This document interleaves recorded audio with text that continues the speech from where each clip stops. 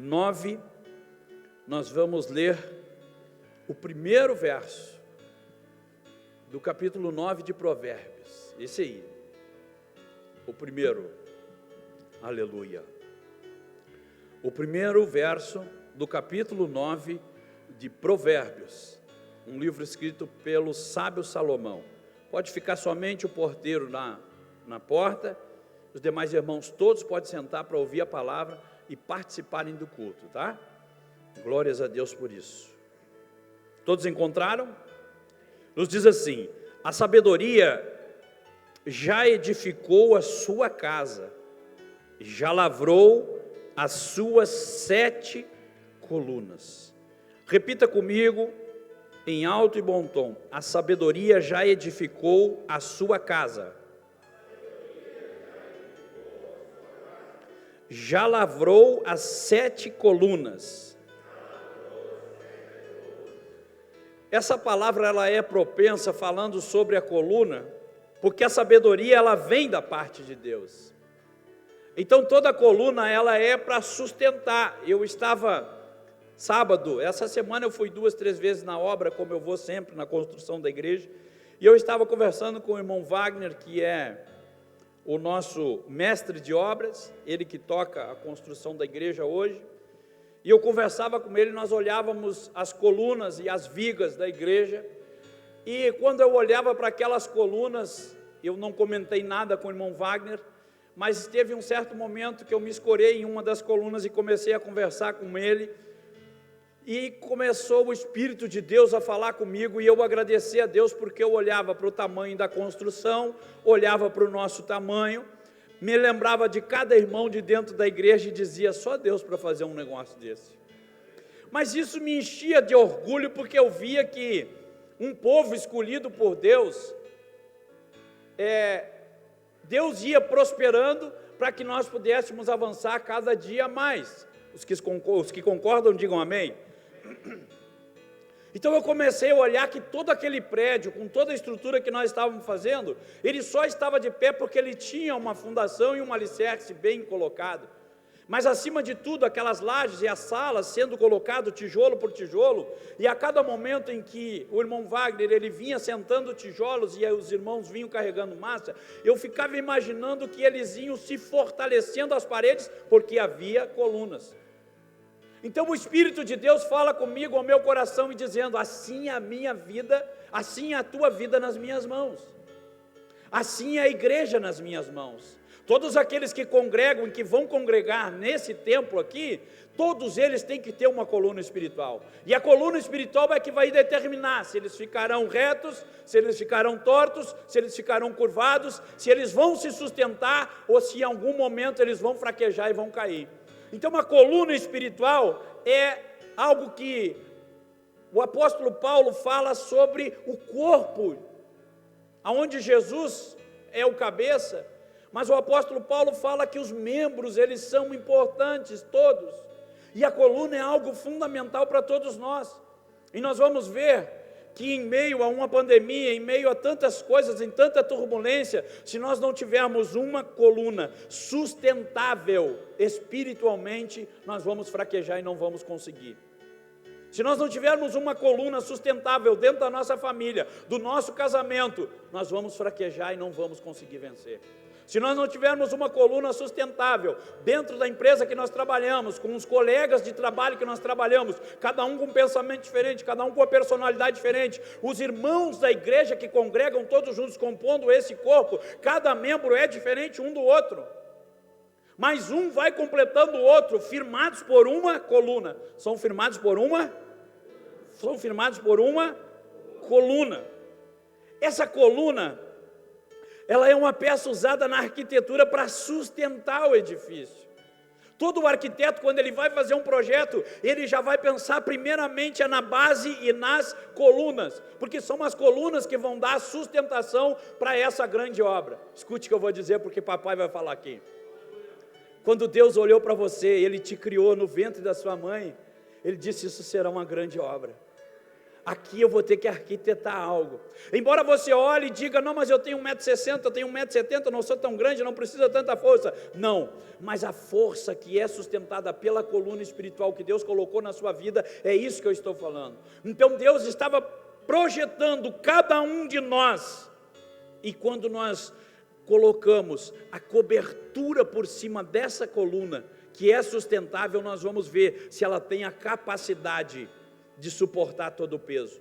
Quando nós temos a cobertura espiritual de Deus, quando nós caminhamos com Deus, quando nós vivemos com Deus, quando nós deixamos que Deus venha agir na nossa vida, nós vamos ver se a nossa coluna espiritual ela está dentro do propósito. A Bíblia diz assim: se eu tardar, saibas como se deve proceder na casa de Deus, ao qual é a igreja de Deus, do Deus vivo, coluna e esteio da verdade. Essa foi a primeira carta do apóstolo Paulo escrita ao pastor Timóteo, um jovem pastor. Então ele diz, olha, cuida da casa de Deus, é do Deus vivo, é a casa de Deus. Ele diz, se eu tardar, se eu me atrasar para chegar, saibas como deve se proceder na casa de Deus, a qual é do Deus vivo, coluna e esteio da verdade. Deus sempre vai sustentar aquilo que Ele coloca nas nossas mãos. Deus sempre vai sustentar um ministério sobre as nossas vidas. Então essas colunas, elas fazem parte diariamente do propósito que Deus nos chamou. Uma das colunas que eu vejo que nós temos que cuidar muito é a coluna do sacrifício. Todos nós, em algum momento na nossa vida, nós vamos sacrificar algo. E chega algum momento da nossa vida que nós vamos ter que fazer um sacrifício. Eu sei que se dependesse por questões financeiras, o irmão Wagner não estaria trabalhando lá dentro da igreja, lá na construção da igreja. Por quê? Porque ele teria 1001 propostas que iam pagar muito mais. Mas eu ouvi das palavras dele, ele disse assim, eu me sinto bem. Eu tenho prazer de trabalhar dentro da igreja, eu tenho prazer de trabalhar construindo a igreja. Isso me encheu de orgulho. Primeiro, porque ele é filho de Deus. Segundo, porque ele é membro dessa igreja. Então ele disse, eu faço parte, eu amo isso aqui, eu quero viver isso aqui. Mas ao mesmo tempo que ele faz tudo isso, passa parte do sacrifício. Qual é o sacrifício? Ele saber que talvez se ele tivesse em outra construção, ele ia ganhar bem mais. Mas às vezes nem sempre só o dinheiro é que vai mandar. Eu quero que você entenda isso. Eu não estou aqui para dizer que nós estamos explorando o irmão Wagner e nós queremos que ele continue assim. Não, não é. Eu quero que você entenda que o momento que ele abre o coração para Deus e sacrifica a parte dele, ele está dando uma oferta e dizendo, eu continuo sendo coluna de Deus. Você está entendendo isso? Então o sacrifício, ele significa renúncia. Diga comigo, renúncia. Toda vez que nós falarmos em sacrifício, nós vamos ver que a Bíblia vai falar sobre renúncia, que nós precisamos para seguir a Jesus. Todo sacrifício para seguir a Jesus, ele vai te chamar para uma renúncia. Em algum momento você vai fazer alguma renúncia de algo na sua vida. Esse é o propósito para você seguir a Jesus. A Bíblia diz assim, nas palavras do próprio Cristo, se alguém quer vir após mim, negue-se a si mesmo, tome a sua cruz e siga-me. O próprio evangelista Mateus, ele fala, no capítulo 16, relatando as palavras de Cristo, se alguém quiser vir após mim, negue-se a si mesmo, isso é sacrifício, isso é estar com renúncia diária, todos os dias. O escritor aos Hebreus fala assim, como escaparemos nós, se não atentarmos para tão grande salvação? Ainda fala da maneira de como apresentamos o nosso corpo em sacrifício ao Senhor. No capítulo 2, o escritor aos Hebreus, ele chama a atenção do sacrifício, daquilo que nós temos para seguirmos a Cristo, para sermos seguidores de Cristo. Isso não é para qualquer um, é por isso que nós derrotamos gigantes todos os dias, é por isso que nós matamos leões todos os dias. Por quê? Porque nós fomos chamados por esse decreto. Na carta aos Romanos, no capítulo 12, e é um versículo bem conhecido, mas fica muito caracterizado em cima do sacrifício, ele diz, rogo-vos, pois, irmãos, pela compaixão de Deus, que apresenteis os vossos corpos como um sacrifício vivo, santo e agradável a Deus, que é o vosso culto racional. E não vos conformeis com esse mundo, mas transformai-vos pela renovação da vossa mente, para que experimentais qual seja a boa, agradável e perfeita vontade de Deus. Quem vai usufruir da boa, agradável e perfeita vontade de Deus? Aquele que sabe do sacrifício vivo, aquele que sacrifica. Eu tenho amigos que dizem assim: de novo, tu não tem nenhum domingo de folga, está sempre na igreja. Às vezes não vai a um lugar, não consegue viajar, não faz isso, não faz aquilo, porque está sempre na igreja. Como é que consegue viver assim? Então as pessoas não conseguem entender que se eu não estivesse aqui, eu podia estar em um outro lugar, bebendo, me drogando, fazendo outra coisa, perdido na vida. Mas não, nós estamos na casa de Deus. Se nós fôssemos dizimar o nosso tempo 24 horas por dia, nós íamos que dizimar 2 horas e 40 por dia para Deus. Às vezes nós não deixamos nem 5 minutos. Então esse é o momento que nós vemos a casa de Deus, nos reunirmos, cada um como igreja, para nos transformarmos num corpo, a qual Cristo é o cabeça. Então tudo isso nós vamos só entender quando nós sacrificamos verdadeiramente. O apóstolo João fala na sua primeira carta, ele diz assim: não ameis ao mundo, nem ao que há no mundo, mas se alguém ama o mundo, o amor do Pai não está nele. É o que relata o próprio Cristo. Quando nós nos apegamos às coisas do mundo, o Pai não está nele. E sabe qual é o grande sacrifício hoje do crente dentro da igreja? Escute o que eu vou dizer. É quando nós somos confrontados. A palavra ela só surte efeito na vida de um homem e de uma mulher quando eles são confrontados. Eu tenho que bater de frente com o pecado. Ah, mas eu errei. A Bíblia diz: confessai uns aos outros e buscai o arrependimento. É dessa maneira que nós vamos alcançar a misericórdia de Deus. E quando nós não liberamos o perdão, quando nós não trabalhamos o perdão dentro de nós, nós ainda estamos falhos com a sua palavra. E isso só quem pode buscar é eu e você. Então ele diz, o Cristo diz assim: não ameis o mundo, nem o que há no mundo. Se alguém ama o mundo, o amor do Pai não está nele. Tem muitas pessoas que ainda não têm essa firmeza espiritual. Tem muitas pessoas que ainda são tentadas diariamente e falham. Tem muitas pessoas que deixam que a tentação vá acima do seu nível espiritual. O que é isso? É que a sua coluna não está no lugar certo. É uma coluna torta, é uma coluna frágil, é uma coluna não sustentável. Toda vez que eu sou confrontado pela palavra, eu tenho que aprender que esse dia vai ser o dia em que alguma coisa vai mudar na minha vida. Diga aleluia. Mas essa firmeza espiritual, ela só não acontece 100% porque eu ainda estou ligado com alguma coisa no mundo. Então eu tenho que me desligar das coisas do mundo. Eu tenho que me desligar de tudo, para ficar ligado em Cristo, para que a minha coluna ela seja sustentável. Para que a coluna seja sustentável, eu preciso de outra coluna. Pergunta qual é? Meu Deus, que má vontade. Eu vou embora, irmão. Pai do Senhor. Pergunta qual é? A coluna da obediência. Se a coluna da obediência não estiver junto conosco diariamente, não tem como nós sustentar uma obra dessa, não tem como nós ficar de pé. Essa coluna de obediência, ela fala individual com cada um de nós, para nos comprometermos com a palavra de Deus. Eu não posso me comprometer pela Nádia. A Nádia não pode se comprometer por mim. Eu não posso me comprometer pelo Ismael. Eu não posso me comprometer pelo Juliano. Por quê? Porque ela é individual. Então a coluna da obediência, ela nos retrata isso. Ela nos relata que nós devemos ser obedientes todos os dias. O livro da Revelação do Apocalipse, capítulo 1, verso 13, diz assim: bem-aventurado aquele que lê, e bem-aventurados os que ouvem as palavras dessa profecia e as guardam, as coisas que nela estão escritas, porque o tempo está próximo. Eu só tenho a bem-aventurança dessa maneira: se eu ler, mas se eu guardar, se eu praticar aquilo que nela está escrito. Por quê? Porque ele diz: o tempo está próximo. O tempo está chegando. Então a minha coluna, ela depende disso.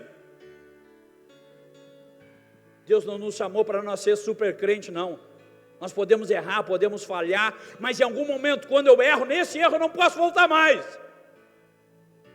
Isso aqui eu tenho que eliminar da minha vida e a partir daí tomar um rumo diferente. É por isso que o tempo ele vai nos amadurecendo. É por isso que o tempo vai ensinando certas coisas que nós vamos criando muita experiência. Assim é com a palavra de Deus. Quanto mais nós nos aproximamos de Deus, a obediência vai exigindo mais de nós. A Bíblia diz assim, que todo aquele, pois, que ouve as minhas palavras e as põe em prática, será comparado a um homem prudente que edificou a sua casa sobre a rocha. Quem falou essas palavras foi Cristo. Aquele que as pratica é comparado a alguém que edifica a sua casa na rocha. Mas infelizmente hoje, o que nós mais vemos dentro da igreja são pessoas que vêm no culto, que choram, lágrimas de crocodilo, que até cantam, que até pulam, que até falam em língua estranha, que até parece que é um crente verdadeiro, ouve a palavra, mas praticam muito pouco. Então aí falta o confronto. Quer dizer que a sua coluna ela não é sustentável. Então quer dizer que a sua coluna da obediência ela está fraca. A coluna do desejo é uma coluna que nos deixa frágil, que nos deixa, acima de tudo, vulnerável. A coluna do desejo, ela nos chama para dois aspectos. Primeiro, são coisas que nós desejamos que não é da parte de Deus. A segunda, são coisas que nós temos que desejar porque são de Deus. E tudo aquilo que é da parte de Deus, isso tem que fazer parte da nossa coluna, daquilo que nós desejamos, nós queremos isso para a nossa vida. A Bíblia diz, se alguém tem sede, venha e beba de mim. Palavra de Jesus Cristo. Quanto mais sede nós tiver da palavra de Deus, mais firmes nós vamos estar. Quanto mais sede nós tivermos e nos aproximarmos de Cristo, Ele vai dizer, se alguém tem sede, venha a mim e beba. Quem crê em mim, do seu interior correrão rios de águas vivas. Diga aleluia. Jesus nunca obrigou ninguém para seguir Ele. Jesus nunca vai obrigar ninguém para seguir Ele. Ele nos dá o livre-arbítrio. Ele nos deixa livre. Ele nos deixa espontâneos. O que nós quiser fazer, nós vamos fazer, gente. É por isso que a igreja não é esconderijo de ninguém. Porque se tem alguém que está dentro da igreja e está tentando se esconder, maquiar alguma coisa, não vai prevalecer. Porque não faz parte do corpo. Os que entenderam, digam amém. De alguma maneira é como se fosse um furunco, sabe? Um furunco. Aquele negócio ali vai inflamando, inflamando, inflamando. Daqui a pouco o próprio corpo bota para fora. Não te quero aqui, tu não faz parte daqui. É assim que nós temos que entender. Na vida espiritual é da mesma forma. Você pode enganar quem você quiser, você pode mentir para quem você quiser. Uma hora Deus vai chegar com a conta. Uma hora essa conta vai chegar. Então, para que essa conta não chegue? Então, cara, você começa a entrar dentro da perfeita, boa vontade de Deus. Você começa a se aproximar dele de uma maneira diferente. Como? Se humilhando e dizendo, Senhor, eu errei, eu pequei, me ajuda, me dá uma estratégia, como eu fazer, como trabalhar em mim, precisa me quebrar, me quebra. É por isso que Jesus disse assim, se alguém quer vir após mim, negue-se a si mesmo, tome a sua cruz e siga-me. Cada um de nós vai carregar a sua cruz. O que sustenta a nossa coluna, o que sustenta a nossa vida espiritual, é o desejo de permanecer em Deus. É o desejo de que Deus permaneça em nós. Você está entendendo o que eu estou falando? Você não pode servir a Deus se escondendo. Quando Deus enxerga Adão, depois do pecado adâmico, eles já tinham comido lá da fruta, da árvore do bem e do mal, do conhecimento. E Deus pergunta, Adão, cadê você? Eu estava aqui, Senhor, o que aconteceu? Não, é que eu não me apresentei porque eu estava nu. Vocês acham que Deus não sabia onde é que Adão estava? Claro que sabia. Então não adianta encobrir as inverdades, não adianta encobrir aquilo que Deus já sabe. Pelo contrário, você tem que se humilhar e reconhecer que só o Pai pode te salvar, que só o Pai pode melhorar essa situação e chegar diante dEle. Você não pode servir a Deus constrangido. Você tem que servir a Deus com alegria. Você tem que ter prazer de vir na igreja, você tem que ter prazer de servir a Deus, mas não constrangido. Pastor, mas cada vez que eu venho, eu ouço a palavra, ela me confronta, é sinal que ela está fazendo efeito na sua vida.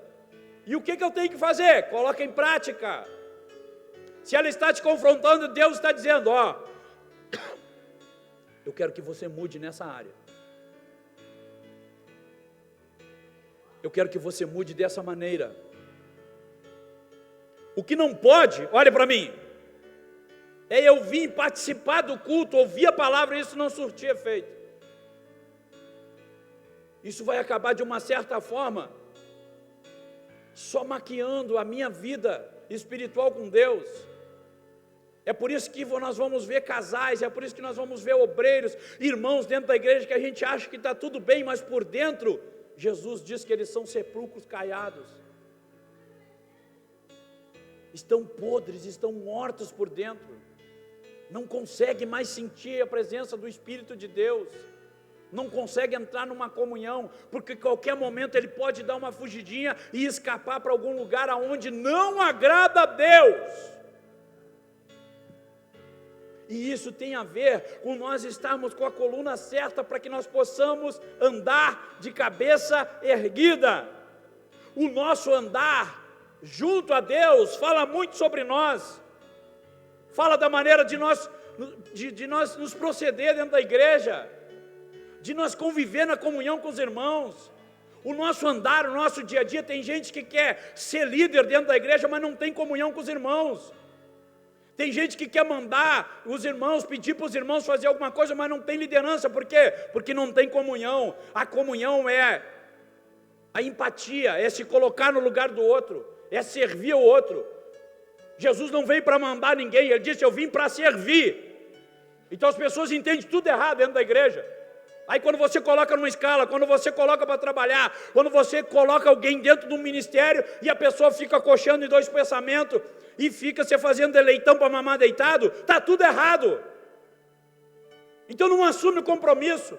Se alguém te chamou para um ministério e foi da parte de Deus, você tem o direito de dizer, não quero, não vou fazer, sou preguiçoso, não gosto de trabalhar, não gosto de fazer nada na igreja. Fica, irmão, moita. Tem gente que tem o dom do canto dentro da igreja, fica só no canto, não faz nada. Meu ministério é moita, pastor, eu sou moita. Então fica na moita, irmão.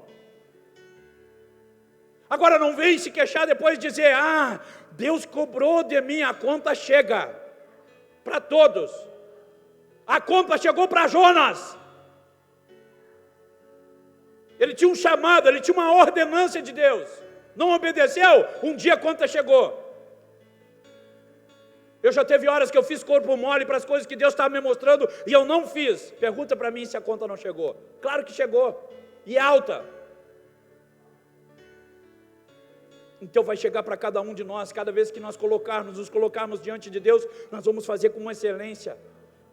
Eu vi o sacrifício das irmãs sábado aqui fazendo brechó, trabalhando para a igreja, arrecadando fundos para nós construir a nossa igreja. Olha que coisa linda, todo mundo trabalhou durante a semana, mas sábado estava todo mundo disposto. Quando tem arrecadação de alimentos, quando tem que ir para os bairros entregar para as famílias necessitadas a cesta básica, é um sacrifício, todo mundo trabalha a semana inteira, mas quando é da parte de Deus, a nossa coluna espiritual ela tem que estar certa.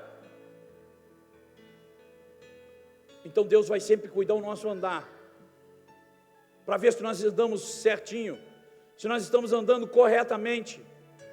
O andar, ele mostra o testemunho verdadeiro de quem nós somos dentro da igreja e fora da igreja. Portanto, vede diligentemente como andais, não como nércios, mas como sábios, usando bem cada oportunidade, porquanto os dias são maus. Efésios capítulo 5, verso 15, para você guardar. Portanto, vede diligentemente como andais, não como nércios, mas como sábios, usando bem cada oportunidade, porquanto os dias são maus. É isso que vai dar sustento para a nossa coluna, é isso que vai nos sustentar. A nossa casa espiritual, ela é sustentada por uma motivação. Nós temos que ser motivados pela palavra de Deus. Não é nenhum sistema de palavra motivacional, não é nenhum sistema de coach, não é isso que eu estou falando. Eu estou dizendo que nós temos que ser motivados pelo prazer de estar na casa de Deus, pelo prazer de fazer as coisas de Deus. Porque senão as coisas viram escândalos, e quando nós escandalizamos os irmãos que congregam conosco, aqueles irmãos que nos conhecem, nós estamos ferindo o princípio de Deus. Nós temos que deixar que Deus, que o próprio Cristo, Ele venha brilhar sobre nós. Esse entendimento nós temos que ter.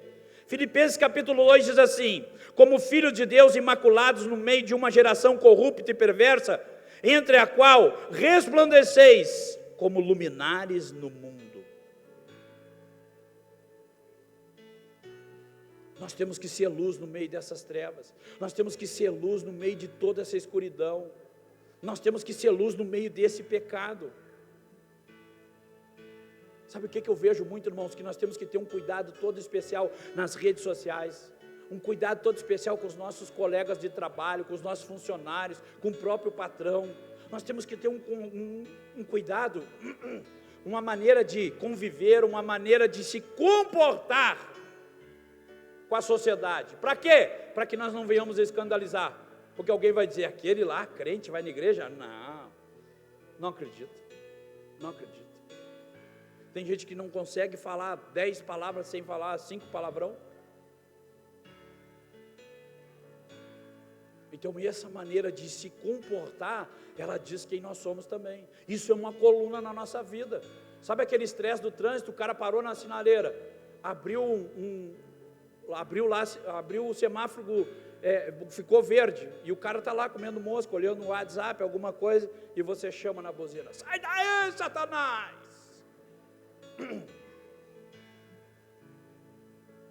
Não condiz com a nossa atitude. Eu sei que vem horas, irmãos, que nós temos que contar até 20, mas eu tenho uma receita melhor para vocês. Quantos querem saber? Quantos querem saber? Conte até 100. Vai aumentando. Pastor, mas eu já cheguei nisso, então conta até 200. Vai indo, porque às vezes dá uma vontade. Vai dizer que às vezes com a própria esposa, com o próprio esposo, dá vontade. Então, conta até 200, sai de perto. E às vezes o negócio está pegando fogo, eu sai lá para o outro lado, lá. Vocês têm que ver o tamanho dos olhos da Nádia para mim. Mas eu nem falei o nome dela, agora, né? Linda, poderosa. Você pode aplaudir a Jesus?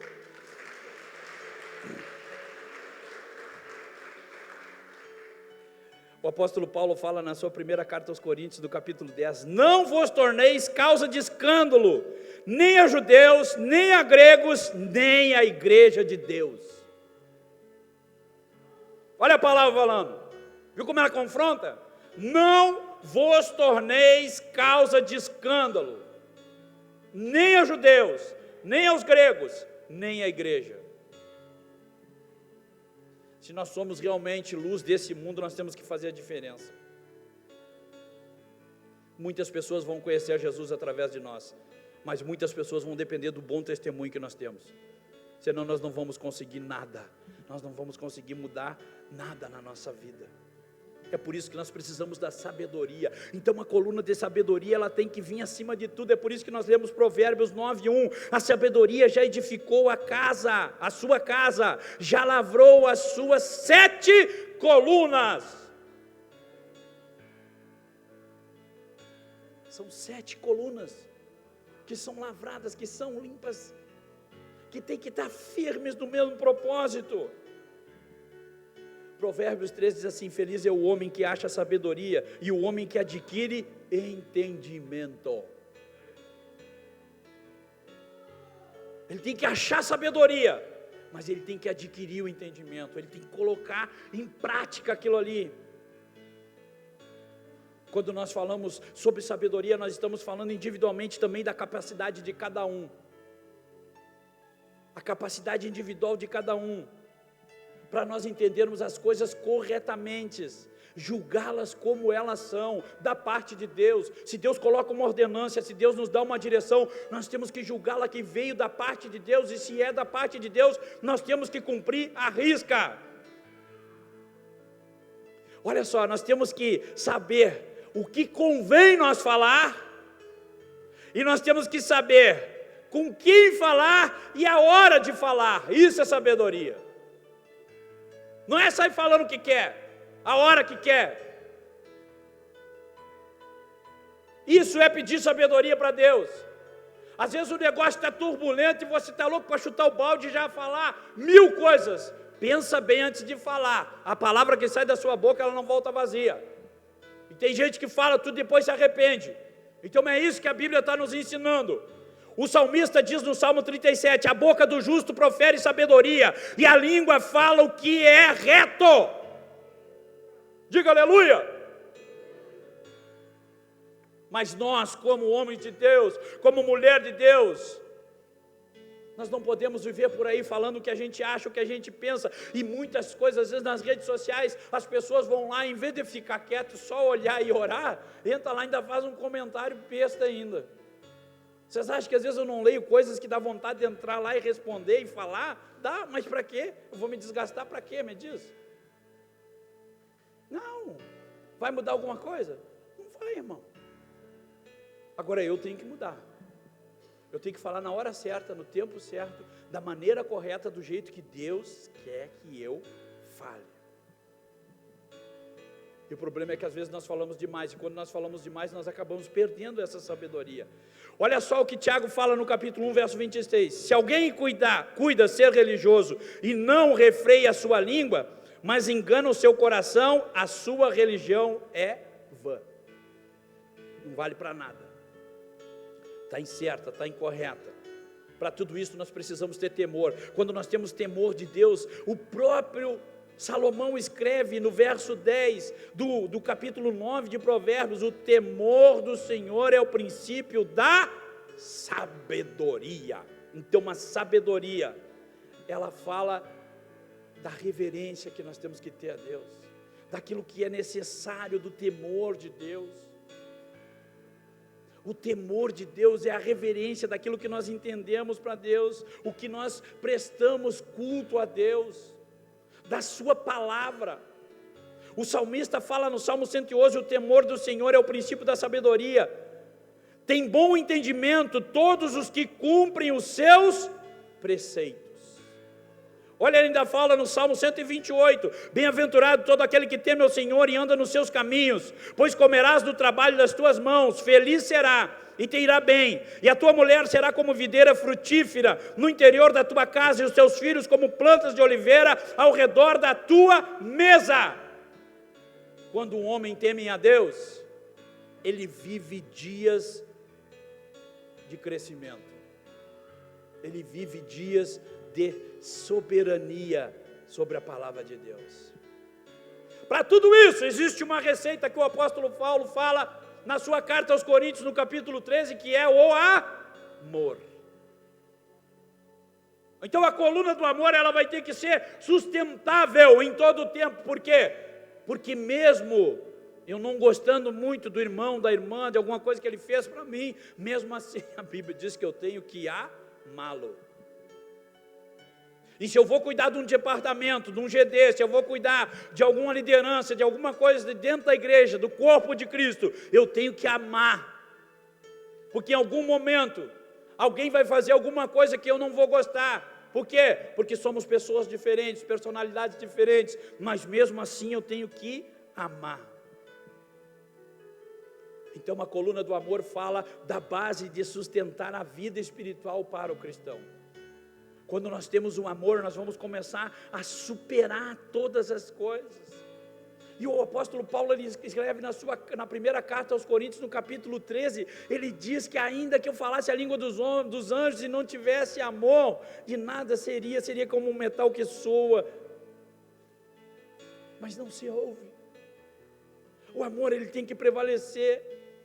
O amor é o maior de todos os mandamentos. Ah, mas ele me feriu. Ah, mas ela me feriu. Ah, mas meu marido fez isso. Ah, mas minha mulher fez aquilo. Tá, mas cadê o amor? Nós temos que viver a palavra.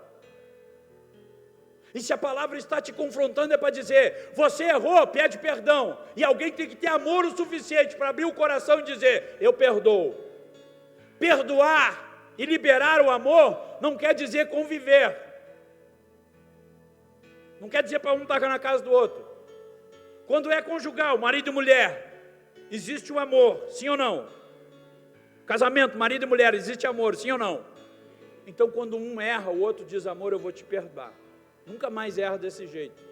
Orem junto, se consagre a Deus junto.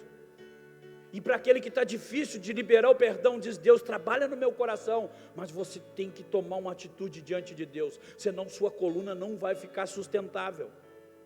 É por isso que o amor, ele é o maior de todos os mandamentos. Mateus capítulo 22 diz assim: amarás o Senhor teu Deus de todo o teu coração, e toda a tua alma, e todo o teu entendimento. Por isso é o amor.